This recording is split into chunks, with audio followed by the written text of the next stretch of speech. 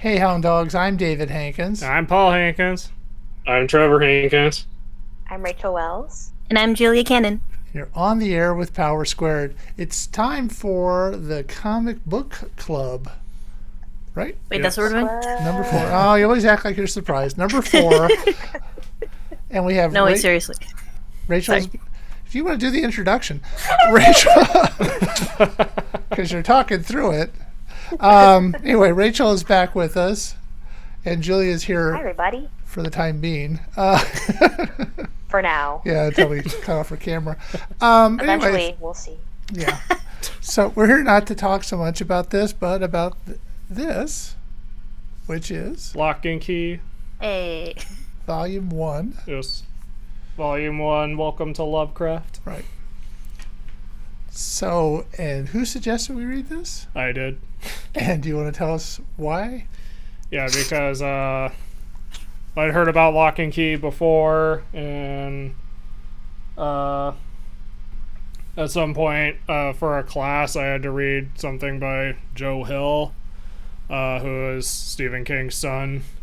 And I did not know that. Yeah. I even looked the guy up. How did I not know that? That's what you learn in the book club. Okay. Anyway, so I liked it enough that I liked a short story I had to read enough that I got interested in, like, okay, what else did he do? And then he made the connection that he wrote Locke and Key. So I decided to pick it up, and when I read the first volume, I could not put it down, and so that just led me to I just became like a big fan of it. I was the same way. I stayed up way too late reading this one night. And I might have shown this before, but for this one, I actually got it signed by Joe Hill and Gabriel Rodriguez. Nice. And I think I also got some other volumes signed as well. Okay. That's awesome. So you want to say what kind of a little bit what happens in the story? In case someone's watching this going, hey, I might want to read that. Okay, so Locke and Key is about a family who moves to Lovecraft, and the house that they stay in has these mysterious keys that have a variety of functions. For example, in Volume 1, it shows off the ghost key, which if you go through a certain door, your spirit leaves your body. Mm-hmm. That's pretty weird. And then later volumes have some interesting keys with increasingly interesting functionality. Okay. And I was looking at the Wikipedia for this book because I like to read about books after I read them, and they had a list of all of the keys, like all of them. Yeah. It's just overwhelming. And so there's the book is filled with like a lot of intrigue. There's a murder at the beginning. Murder, Yeah. And as you can say, the dad. I am forgetting names, even though I really like this. That's fine. Hey, join the club. Yeah. I forgot your name, so it's okay. Where are you guys? Anyway, the dad gets murdered at the beginning, so part of the mystery is like, why? And then at the end of the first volume, it's like, who is this person that has been like, what's someone has orchestrated it, and then what is their goal? Right. It's like, who is this menace to society? Yeah. So and part of a big mystery is like, where did the keys come from? Right. Yeah. So, one reason I really like the comic is how it plays with the medium.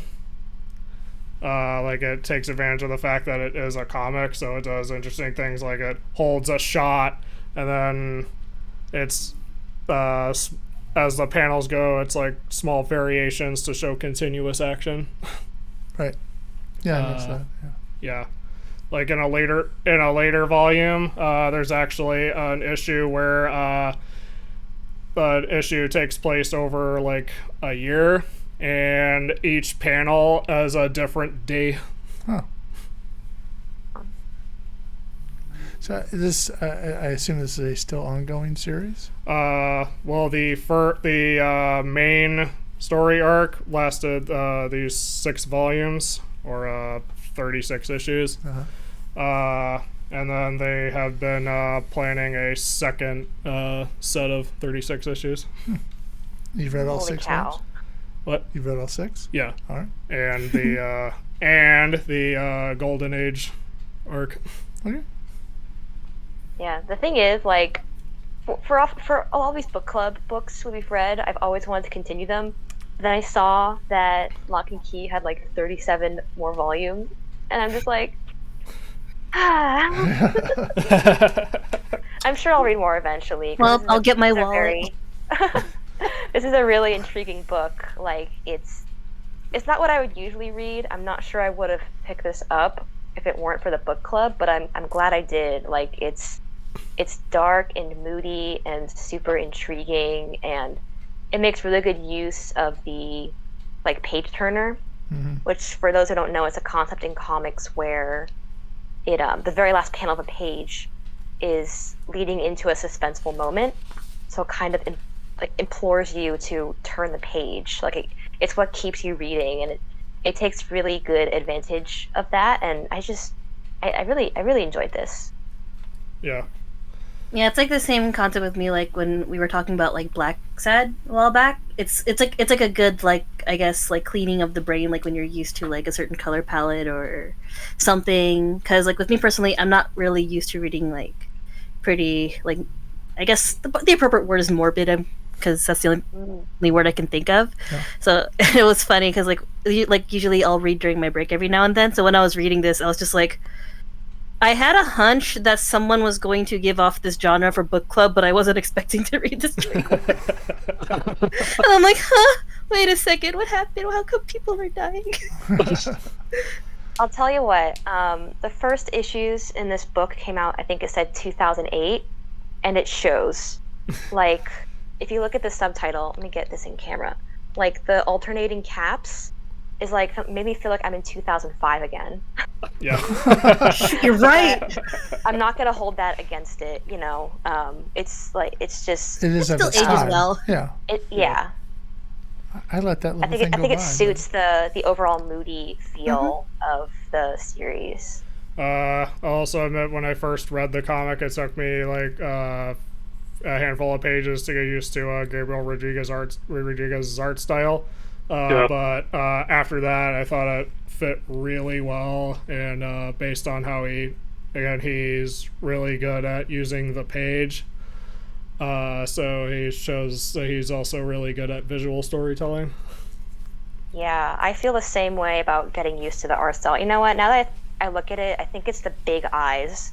Yeah. Like in Western comics, you don't often see big eyes like that. Yeah. But I think it works really well here because like the pages are just so full of emotion, and you kind of really need that in a story that's just like, you know, full of lots of emotions.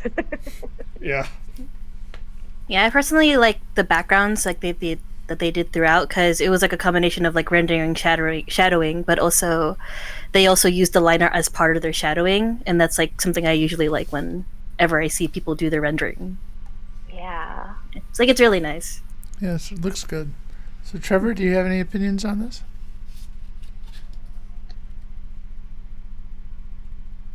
I'd probably just be repeating what other people said. Okay.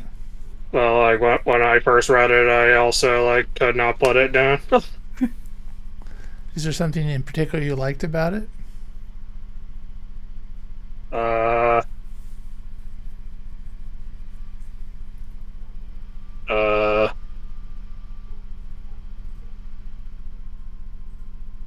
Again, I'd probably just be repeating what everyone else said.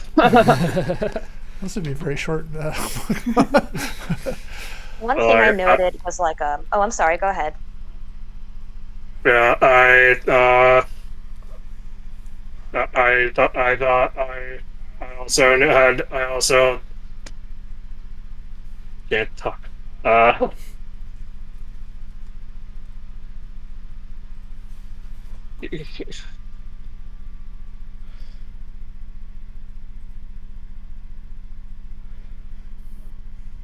Keep going. Okay. One thing We believe in you. I'll say with the collected volumes, I've also liked reading the forewords, and like the first one was from Robert Cray.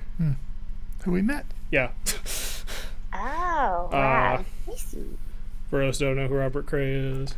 He's a mystery writer. He actually wrote a lot for television in I guess the 70s and 80s, right? Yeah. And then he got into novel writing and writes sort of mystery stories, I believe. Yeah. And we met him at a novel writing seminar for the Writer's Digest, in Pasadena several years ago. And he was there, signing this, which I bought and had him sign, but I have not read it to say. But yeah, he's a very well-known writer. Yeah. Oh, that's awesome. I really enjoy when, like, novel or like fiction writers foray into comics. Just speaking as a comic artist, because comics are often considered like a inferior medium. Like it's not considered as like high level for as like regular. It's like fiction candy writing. reading. Yeah, it's considered like something for kids. Like you start reading comics, but people like Joe Hill or like Neil Gaiman or something help when they come into comics and kind of help legitimize it. It's like it's real art, you guys. Yeah.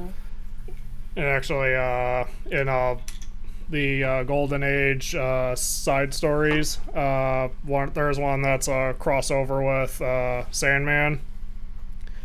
And in that volume, Joe Hill actually said that Sandman was a big influence on Locke and Key. Oh, that's awesome. Because Sandman showed him like the real power of the comics medium. Okay. And what you can I do love with that. All right. We stand that. One thing I find interesting about like the collections is that it's like the inside covers show like a cross section of different parts of Key House. Yeah. Yeah. And the art galleries in the back are also interesting to look at, as well as in at least one of the volumes they show the process from like outline to script to the artwork and the I finished love page. that stuff. Yeah. I live for it. Yeah. I was gonna say, speaking of the art, like I was just this is the very first image you see in the comic, and I was just looking at all of these what do you call them, little columns in the fencing here, and I'm just thinking like he drew all of those by hand. It's like I'm not good at anything. I can't do that. What in the name of repetition is this? Yeah. Yeah, I like how some of the art. I like how the artwork can have like a lot of intricate detail. Yeah. Yeah, it's just crazy to look at. Yeah, so it also grounds the setting in reality, so then there's these fantastical elements that are... So when these fantastical elements occur, it's like, what? Yeah, it's even more powerful. Oh yeah, for sure. And it helps you really to appreciate, because this house is supposed to be like aged and have a sort of like vintage or like Victorian beauty to it, and having all those little details in there, even though his hand's probably broken forever, it really helps you appreciate that it's like an old Victorian house. You know, it helps give it a ghastly and beautiful feel. Yeah. Now, would you name a house Lovecraft? Well, isn't Lovecraft the location? Well, I mean, where the house it is? just seems like a, I don't know. It just, Well, I understand why it's named that. I just thought it was kind of like, oh. I was gonna say I'm aware that Lock and Key got a Netflix adaptation. I haven't seen it because I don't have a I don't have Netflix. Netflix. I would be curious to see it at some point. There were changes that were made. I'm aware that there were changes made to characters and the setting, but including like changing the name from Lovecraft to the name of another horror writer. Oh yeah, it's probably copyrighted. And from my understanding, Joe Hill was actually the one who approved a lot of the changes. Oh, that's cool. I'm sure that was in his contract. Apparently the show just ended last year, like in August, I believe. So I didn't realize it was going on for so long. I heard about the show so long ago. It's like, wow, it's still going. Oh, and at Comic-Con, like last time we went, they had a spinning diorama of Key House. Oh yeah. Ooh, that sounds cool. I want to say it was like Key House as seen in the Netflix series. Yeah. I would have liked to see that. What's the price of admission? Is there any other thoughts about the first volume?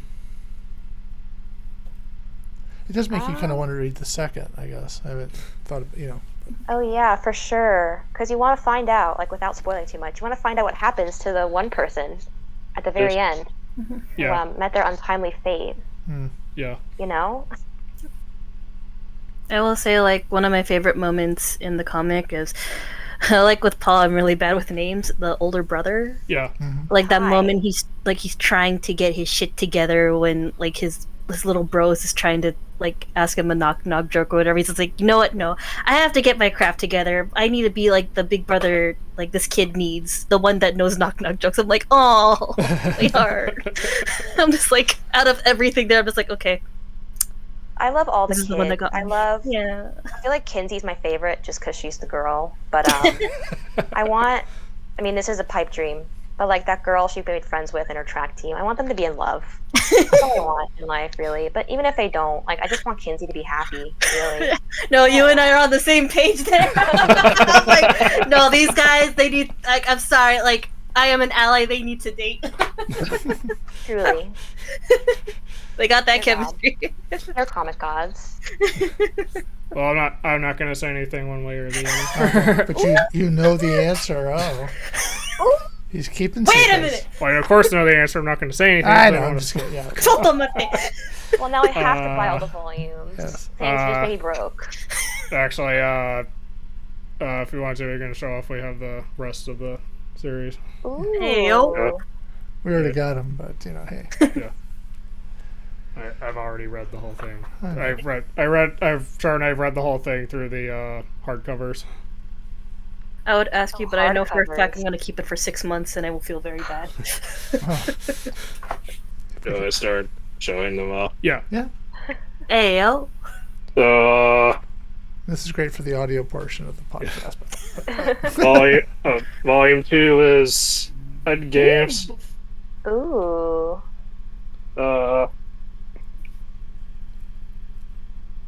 Volume 3 is Crown of Shadows. Well, I like that color palette.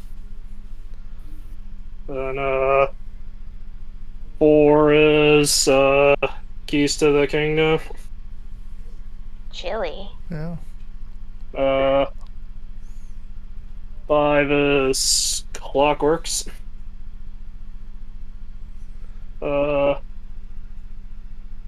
And 6 is Alpha and Omega.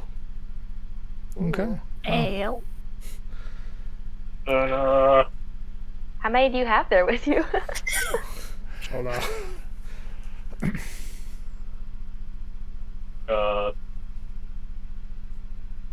all of them, there's there are a How How many couple- do you have? Yes. basically. There's he has 5 and we have one out here, so there's 6, right? Yeah, and then there's the other content that was made Right. for it. Which Yeah. we also have, right? Yeah. Yeah. Here's gonna show it. Yeah. There's there's one shot called Small World. Oh Yeah. god, where does this thing go? There's, But wait, Oh. there's more. Everywhere and everywhere all at once. The golden age side content involves the the previous members of the Locke family. Oh, it's like It a takes place. flashback. Yeah, it takes place in the past. Yeah, It's like Ooh. before everything went down, yeah. pretty much. There's a 4 times. collection called Heaven and Earth, Ooh. and then and this is the Golden Age. Ooh. Wow.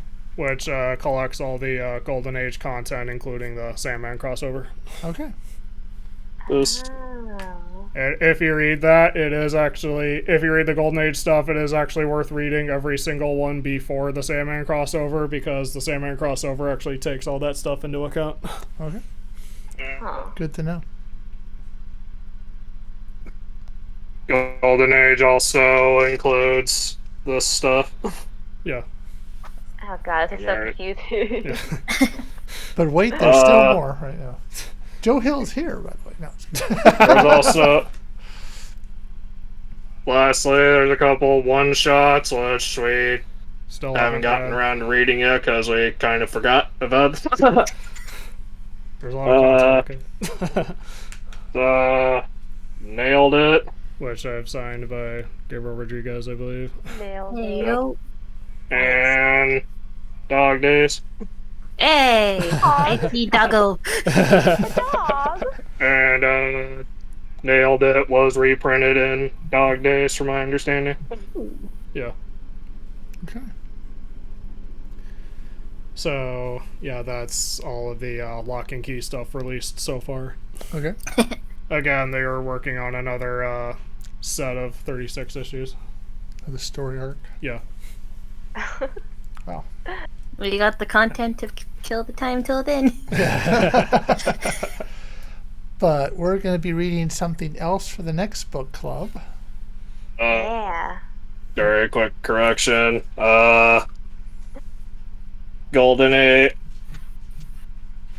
Golden Age has some of the stuff that's in these, but not all of it. Okay. So get all of them regardless. Right. Every single one, including all the copies. Like Wattpay is going to cry. So back to my little segue. What we're reading next time is what, Rachel? Our next book is Vinland Saga, Volume 1, by Makoto Yukimura. From the back, as a child, Thorfinn sat at the feet of the great Leif Erikson. Leif Erikson's in this manga, you guys, and thrilled to wild tales of a land far to the west. But his youthful fantasies were shattered by a mercenary raid. Raised by the Vikings who murdered his family, Thorfinn became a terrifying warrior, forever seeking to kill the band's leader, Ashkalad, and avenge his father. Sustaining Thorfinn through his ordeal are his pride in his family and his dreams of a fertile westward land, a land without war or slavery, the land Leif called Vinland. So as I was telling everyone before the show, this is set in the Viking Age in like Denmark or something.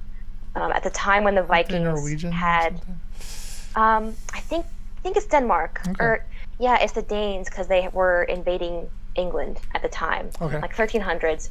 This is around the time that they had found America. They had set up camp in Canada or whatever. I want to say like the Viking, like they tried Newfoundland settling or there with the something? Native Americans kicked them out, but they still spoke of like a magical golden land called Vinland, which apparently means like Vin is like the word for like vine or grape or something. That's why they called it Vinland. And it's a super fascinating story. I've watched the anime. I haven't watched the manga. I haven't read the manga yet. I've had this book forever. Haven't been able to read it yet, and I figured now is a great time because season 2 of the anime is just now airing after like 3 years, and it's super hype. The anime is excellent, and everyone says the manga is even better, so why not? Okay. Yep. Sounds good. So that'll be our next one. We'll pick a date, I guess, not next week, but sometime in the future to do this. Because we're all going to need some time probably to read it. Yeah. It looks really thick. It's super thick, but it's full of goodness. Full of secrets. I That see. thickness makes me think it was originally like a monthly series, or was it a weekly? I want to say at this point, I want to say at one point it was weekly, but then it dropped down in, what do you call it? The mangaka couldn't come out with chapters quite as quickly, so I want to say it's monthly at this point. It comes out pretty slow, but no one seems to mind because they love it. Yeah. So I know Hirohiko Araki, like most of JoJo was released weekly, but then he couldn't keep up with the weekly schedule, so then it went to Ultra Jump, which is monthly. Yeah, mangakas, I can't, I can't fathom it, to be They honest. are like a different breed. Yeah, Yeah. like coming out with like a 20-page chapter that's like beautiful and amazing and tight, like every week. It's I just can't. you don't have a life outside of that, probably. You really don't. No. We Yeah. also, you have assistants, but like, Yeah. I don't know if At I think we least talked about it in- in the show before. Let's talk about it again. There was a thing that came out, like a table full of various mangaka's daily schedules, like including Oda Sensei Yeah. and others, and they get like maybe like half an hour for like all their meals, and then like they sleep for like 2 hours, and the rest of the time is like meetings and working. The guy from Bleach, Taikubo. yeah, we saw him at Comic-Con. Oh, rad! Well, we've seen everybody. No. You've seen it all. Yeah, he sat and talked to us personally. No, but he was talking about his schedule, and he has to. I think meets with his editor every week, and it's Yeah. just like, it just seems like there's no time to have any sort of enjoy what you're doing. I think the fact that he was in America was a big deal, Yeah. right? Yeah, because Yeah. having that much time Yeah. away was. I was gonna say at least with mangaka can have a lot of assistants. I was gonna say at least mangaka try to credit their assistants. Yeah. Yeah, that's true. As That's an opposed- interesting thing about Western comics versus Japanese comics is that in Western comics you don't often, I mean, the rate at which you come out with comics is not nearly as quick, but you don't have assistants to help you typically, at least. I want to It's say they typically do. all one or two people, Yeah. you know. I want to say if you typically with Western comics, if they do have assistants, they usually go uncredited. It's true. At most you probably have a flatter. Yeah. But I've only seen that very seldomly. Meanwhile, in Japan, like the rate that you're expected to go at is absolutely like breakneck. You But have to at have- least you get like at least I think the big ones typically have like 3 or 4 assistants, if not more, and then you get like an editor. Yeah. Yeah, you'd have to have a lot of people working on it. Yeah. Actually, it's pretty interesting that they're bringing it up. There's this YouTuber that I follow. He's called Paolo from Tokyo. If you guys know who that is, and he does like a lot of like a day in the life of Japanese people because like he lives in Japan. Right. Yeah. And he actually did 2 videos of like a day in the life of like a mangaka. One was like the artist for Rent a Girlfriend, Oh. and then there's one who's like an upcoming mangaka. And it's like I feel like because of like that day in the life was like shot sometime like last year or like pretty recent, and it's like it's pretty interesting seeing the process because one of them he actually uses his home as an office, and then the other one is like he's like a student trying to like well not really break in, like he's trying to get like I forgot there was like a name for the status of like when you're like up there. I forgot what the term was though for the life of me. It was like not Hankai but like Hansai. Dang it, I can't remember for the life of me. It's actually epic. Epic? It means you're epic. Yeah. I was like the word was like I'm terrible. Oh god, I'm getting Japanese class flashbacks. Anyways, but yeah, like he did like a pretty good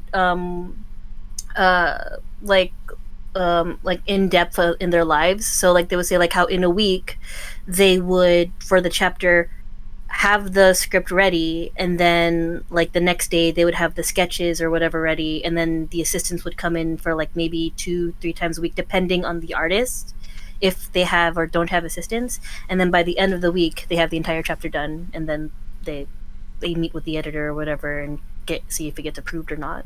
Yeah. That's And it looks like it looks like really gruesome, and I'm just like, oh my goodness. Yeah.